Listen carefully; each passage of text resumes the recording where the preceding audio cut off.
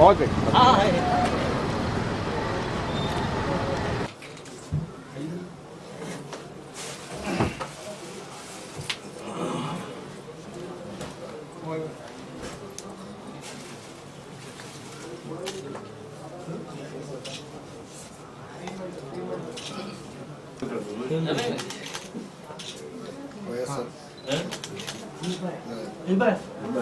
सब मैं बोला बहुत बहुत शुक्रिया, आपने टाइम भी दिया और इन लोग ने आप लोग को देख के उनका दिल खुश हो गया और खून बढ़ गया उनका। इनके ऑफिस का यहाँ उद्घाटन हुआ। इस मौके पर हमारे साथ मौजूद है मेंबर ऑफ पार्लियामेंट मजलिस इत्तेहादुल मुस्लिमीन के इम्तियाज जलील साहब और साथ ही साथ है मुंबई अध्यक्ष फैयाज खान साहब।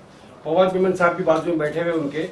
हम यहाँ पर इस मौके को गनीमत जानते हुए, इस मौके को का फ़ायदा उठाते हुए सारे बंधु और हमारे पत्रकार मौजूद हैं यहाँ पर। सर, मैं ये पहले जानना चाहूँगा कि बीएमसी का जो आने वाला इलेक्शन है यहाँ पर, जो महाराष्ट्र में या जिला जो मकामी इलेक्शन होंगे या मुंबई शहर में होंगे, ये किस बुनियादों पर लड़े जाएंगे यहाँ पर? क्योंकि और भी बहुत पार्टियाँ हैं, बहुत सारी पार्टियाँ हैं, तो एमआईएम को क्या जरूरत पेश आई कि वो भी यहाँ पर कारपोरेशन लड़े? देखिए, तकरीबन हर राजनीतिक पार्टी का मुद्दा यही होता है। हर राजनीतिक पार्टी आके यही कहती है कि हम ये काम करने वाले हैं, वो काम करने वाले हैं करके। अगर सही मानों में अगर ये काम जो वादे किए जाते हैं अगर वो करते तो शायद एमआईएम आती नहीं। एमआईएम के आने की वजह यही है कि जो इतने सालों से हमारी बस्तियों के जो हालात है उसे देखते हुए कहीं ना कहीं ऐसा लगता है कि हमारी याद इन्हें सिर्फ इलेक्शन के वक्त में आती है और इलेक्शन ख़त्म होने के बाद ये हमें भूल जाते हैं। वरना क्या वजह है कि एक शहर के अंदर दो शहर बसते हैं। एक वो शहर होता है जहाँ वो रहते हैं, एक ये शहर है जहाँ पर हम बसते हैं। तो जहाँ पर आपको ख़राब सड़कें मिलेगी, वहाँ पर पानी का मसला रहेगा, वहाँ कचरे का ढिगार मिलेगा, वहाँ पर हमारे बस्तियों के अंदर स्कूल कम मिलेंगे, पुलिस स्टेशन ज़्यादा मिलेंगे। तो ये सब चीज़ें हम बदलना चाहते हैं। हमने इतने सालों तक सबको मौका दिया, आवाम को भी हमने मौका दिया कि सबको आजमा लो। अब आवाम खुद कहती है कि हमने सबको आजमा लिया है, अब मजलिस आप आ जाइए हमारे। जैसे कि एमएम का जो है संगठन का काम जारी है। फवाद मेमन साहब को यहाँ का सदर बनाया गया है। बॉम्बे शहर में भी लोगों को जोड़ा जा रहा है। फैयाज खान साहब जोड़ रहे हैं और लोग जोड़ रहे हैं। फवाद भाई को जैसे यहाँ जिला अध्यक्ष बनाया गया। तो आप एमआईएम के कार्यकर्ताओं को क्या मैसेज देना चाहेंगे, क्या पैगाम देना चाहेंगे, उनकी क्या जिम्मेदारी बनती है? बस देखिए, एक टीम वर्क के तरह काम करिएगा उसमें, क्योंकि जिस पार्टी का नाम के अंदर ही इत्तेहाद है, अगर वो इत्तेहाद हमारे ही लोगों के बीच में नहीं रहेगा तो हम कभी भी कामयाबी हासिल नहीं कर सकेंगे। हमारे अंदर इत्तेहाद होना बहुत ज़रूरी है और एक टीम वर्क बोल के अगर काम करेंगे तो यकीन मानिए, मैं समझता हूँ कि फैयाज साहब के नेतृत्व के अंदर पिछले कुछ सालों से जो हम काम देख रहे हैं, यकीनन काम बहुत अच्छे से हुआ है। अब यही है कि छोटी छोटी नाइत्तेफाकियाँ दूर करनी चाहिए। छोटी छोटी बातों के ऊपर हम बड़े नाराज़ हो जाते हैं। हम दूसरों को जब अपनाते हैं तो ये उम्मीद नहीं करते हैं कि मेरी तस्वीर जो है किसी होर्डिंग के ऊपर रहनी चाहिए करके, लेकिन जब अपनी पार्टी तैयार करते हैं तो हमारी नाराज़गियाँ वहीं से शुरू होती है कि मेरी फ़ोटो क्यों नहीं आई उस होर्डिंग के ऊपर, उस पोस्टर पे मेरी फ़ोटो क्यों नहीं आई है, मेरी फ़ोटो छोटी क्यों आई है, उसकी बड़ी क्यों आई है। हम इन्हीं मुद्दों के अंदर ख़त्म हो जाते हैं और इख्तिलाफ वो इतना ज़्यादा बढ़ जाता है। तो मैं लोगों से यही अपील करूँगा कि ऐसी छोटी छोटी बातों को नहीं, अपना मकसद, अपना मिशन बहुत बड़ा है। इंशाल्लाह उस मिशन को मद्देनज़र रखते हुए आगे बढ़ेंगे तो सबके लिए फ़ायदेमंद है। आप ये कहना चाहते हैं कि हमारी मंजिल जो है तस्वीरों की हद तक नहीं है, तस्वीरों से आगे बढ़ के काम करना है? क्योंकि कभी कभी ऐसा होता है कि मकामी लीडरान हो या ज़िले के लीडरान हो या बॉम्बे प्रदेश के हो, इंसान जो वहाँ का कार्यकर्ता वो चाहता तो है कि सबको मैं जगह दूँ, लेकिन कभी कभी दे नहीं पाता। वो इत्तेफाक सी बात है कि एक बैनर लगा हुआ है, उसमें सबको कहाँ जगह मिलेगी, और कभी कभी जाने अनजाने में भी छूट जाता है। तो जानिब तवज्जो नहीं देनी चाहिए। कहने का मकसद आपका ये है।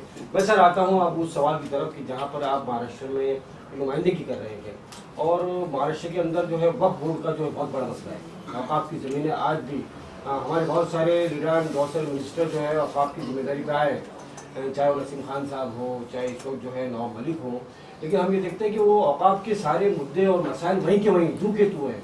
आज तक ऐसी कुछ ज़मीन हासिल नहीं हुई जिस पर मुसलमानों का एक बड़ा स्ट्रक्चर, हॉस्पिटल या स्कूल जो है कायम हो सके। तो और आप इस वक्त जो है वक्फ बोर्ड की कमेटी में हैं, आपको उसमें शामिल किया गया है, तो आपके होते हुए हम क्या उम्मीद कर सकते हैं? ये बिल्कुल सही बात है कि मुसलमानों को कोई और सरकारी स्कीम की ज़रूरत ही नहीं होनी चाहिए। हमको छोटी मोटी खैरात जो ये राज्य सरकार केंद्र सरकार देती है कि हम माइनॉरिटीज़ को इतने करोड़ रुपया दे रहे हैं, हमको चाहिए ही नहीं। अगर सिर्फ वक्फ की ज़मीनों का अगर हमने सही तरीके से इस्तेमाल किए तो हम इस पोजीशन के ऊपर आ सकते हैं कि कुछ खैरात हम सरकारों को बांट सकते हैं कि हमारे वक्फ की तरफ से या आपको अपना पैसा रखिए। ये वक्त की जो हालात हुई है इसके लिए कोई गैर जिम्मेदार नहीं है। मुसलमानों ने ही इसको लूट कर खाया है, वक्फ बोर्डों ने ही इसको लूट कर खाया है, वक्फ बोर्ड के कर्मचारियों ने लूट कर खाया है, नेताओं ने इसको लूट कर खाया है। ये हकीकत है। मैं आपको इतना यकीन दिलाना चाहता हूँ कि मैं अब वक्फ बोर्ड के अंदर आया हूँ और मैंने एक लक्ष्य लेकर आया हूँ कि जिन्होंने भी ये समझा है, चाहे वो मुतवल्ली साहब हो या कोई कमेटी के मेंबर्स हो, ट्रस्ट के मेंबर्स हो, जिन्होंने ये समझा था कि वक्फ की ज़मीन मेरी है, मेरी जागीर है, मैं किसी को भी बेच सकता हूँ और ये बेचा गया है करके, इस ताल्लुक से हमने पहला केस रजिस्टर कराया थाने के बालापुर के अंदर। अच्छा। और मेरे ही पूरा फॉलो अप करने के बाद ये मामले का FIR रजिस्टर हुआ बालापुर के अंदर, जहां एक मस्जिद के ट्रस्ट की ज़मीन जो थी वो किसी एक डॉक्टर को बेची गई थी। उसमें बहुत सारे लोग शामिल थे। तो ये जब हुआ, ये मामला हमारे सामने आया तो लोग कहते थे कि कुछ नहीं होने वाला है करके, सब मैनेज हो जाता है करके। और मैंने उस वक्त ये चैलेंज स्वीकारा था कि मैं बोला नहीं, इंशाल्लाह इसके अंदर है तो हम FIR रजिस्टर कराएंगे। और सिर्फ FIR रजिस्टर नहीं करा है, जिस वकील ने है तो बोगस NOC इशू किया था, थाने की पुलिस जाके उस्मानाबाद से उसको अरेस्ट करके लेके आई है। दूसरा FIR जो है औरंगाबाद की एक ज़मीन के ताल्लुक से हमने लिए है जो जालना रोड के ऊपर है। और कल ही हमारी वक्फ बोर्ड की मीटिंग के अंदर ये फैसला लिया गया कि सिर्फ एक हम जालना रोड के ज़मीन के बारे में नहीं, महाराष्ट्र के अंदर जहाँ जहाँ पर भी वक्फ की ज़मीनों का गोरख धंधा हुआ है, उसे बेचा गया है, बांटा गया है, इन सब के ऊपर FIR रजिस्टर किया जाएगा करके। तो अब लोग जो ये समझ रहे थे कि वक्फ की ज़मीन है, मेरा कुछ होता नहीं है, मैं सबको ख़रीद सकता हूँ करके, इंशाल्लाह मेरी ख्वाहिश रहेंगी कि बहुत सारे लोग अंदर जाए और उसमें वक्फ बोर्ड के भी पुराने मेंबर्स हो, नए मेंबर्स हो, वक्फ बोर्ड के पुराने चेयरमैन हो, नए चेयरमैन जो भी रहेंगे उसके अंदर, जिन जिन लोगों ने इसके अंदर खेल खेला है, इंशाल्लाह उनको हम करेंगे। आपने तरक्याती काम के बारे में बताया है, तो इंशाल्लाह महाराष्ट्र का पहला एक ऐसा प्रोजेक्ट जिसके ज़रिए हम भी फ़ख्र से बोल सकते हैं कि ये वक्फ बोर्ड की ज़मीन है और इसके ऊपर कौम के लिए काम किया जा रहा है। तो कल ही हमने ये ऐलान किया है, वक्फ बोर्ड के अंदर ठराव पास किया गया है कि औरंगाबाद के अंदर हम वक्फ बोर्ड की ज़मीन के ऊपर एक बहुत ही आलीशान एक स्टेडियम हम बनाने के लिए जा रहे हैं और उसके अतराफ़ में बहुत सारी दुकानें होंगी, तो बहुत सारे नौजवान बच्चों को रोज़गार का भी एक ज़रिया फराहम होगा। जी, आपने बहुत तफसील से जवाब दिया, क्योंकि कोरोना और कोविड-19 के सवाल के नीचे बहुत सारे मुद्दे दबा दिए गए हैं। तो मैं कोरोना और कोविड पे कोई सवाल आपसे नहीं करूँगा। मेरा सवाल ये होगा कि जैसे कि आपने स्टेडियम की बात की, सर कोविड-19 के इस वबा के दौरान जो हमने देखा कि हमारा पूरा सेहत अमत और जो स्ट्रक्चर है पूरा वो ठोस है, कहीं कोई सरकार की तरफ से जो है तैयारी नहीं है पूरे हिंदुस्तान भर में। तो ज़्यादातर हॉस्पिटल, वेंटिलेटर, इन सारी चीज़ों की ज़रूरत है। तो क्यों ना एक कौमी एक हॉस्पिटल ऐसा हो कि जहाँ पर सारी सहूलियात हो, स्टेडियम के साथ में ऐसी भी कोशिश होनी चाहिए हमें। जी बिल्कुल, यकीनन। और जैसा हैदराबाद के अंदर असदुद्दीन अवैसी साहब ने 2 बहुत ही बड़े हॉस्पिटल्स वहाँ पर शुरू किए हैं, चला रहे हैं। हमारी भी कोशिश है कि इंशाल्लाह दूसरी जगह के ऊपर भी उसको रेप्लिकेट करे करके। ये सही बात है कि कोरोना के नाम के ऊपर जो मामलों को दबा दिया जा रहा है, छुपा दिया जा रहा है, लोग इतनी परेशानियों का सामना कर रहे हैं, लेकिन मैं और आप अगर मरे तो कोई बहुत बड़ी खबर नहीं बनेगी उसके अंदर, क्योंकि हम आम लोग हैं और आम लोग पैदा ही हुए हैं मरने के लिए। उसमें जब सरकारें अस्पतालों के ऊपर पैसा खर्च नहीं करेगी, वेंटिलेटर्स पे नहीं करेगी, ऑक्सीजन के ऊपर नहीं करेगी, बेड्स के ऊपर नहीं करेंगी, डॉक्टर्स का अपॉइंटमेंट नहीं करेगी और 5,000 करोड़ रुपए का एक पुतला गुजरात के अंदर अगर बना देगी और ये कहेगी कि ये हमारा विकास है, तो कहीं ना कहीं लोगों को भी आवाज़ उठाने की ज़रूरत है। जनता खामोश है, इस वजह से ये अपना ये कर रहे हैं। मैं लोक प्रतिनिधि हूँ, लोगों का अधिकार होता है कि मुझसे रोड के ऊपर पकड़े और पूछे कि मैंने तुझे वोट दिया है, मैंने तुझके ऊपर भरोसा किया है, तो मेरे लिए क्या कर रहा है। आवाम खामोश बैठती है तो सरकारें समझती है कि अब हमारे को कोई पूछने वाला नहीं है। जिस दिन ये सवाल सरकार से करना शुरू कर डालेंगे, दिक्कत ये है कि सारे सवाल जो है वो हमसे ही किए जाते हैं, उनसे कोई करता ही नहीं। आवाम की खामोशी पे जैसे आपने बात की कि आवाम खामोश है, मैंने एक कांग्रेस के माजी मिनिस्टर भी रह चुके, मैं नाम नहीं लेना चाहूँगा, MLA भी, मैंने उनसे सवाल किया कि आखिर क्या वजह है कि आवाम की डिक्शनरी में से विरोध शब्द खत्म हो गया है। आज आवाम इतनी जुल्म सितम के बाद में, नाइंसाफी के बाद में रोड पे क्यों नहीं आ रही, इसकी वजह क्या है? नहीं, कैसा है साहब, अब एक उदाहरण के तौर के ऊपर महाराष्ट्र के अंदर शिवसेना का वजूद इस बुनियाद के ऊपर हुआ था कि वो कांग्रेस और राष्ट्रवादी कांग्रेस का विरोध करते हैं।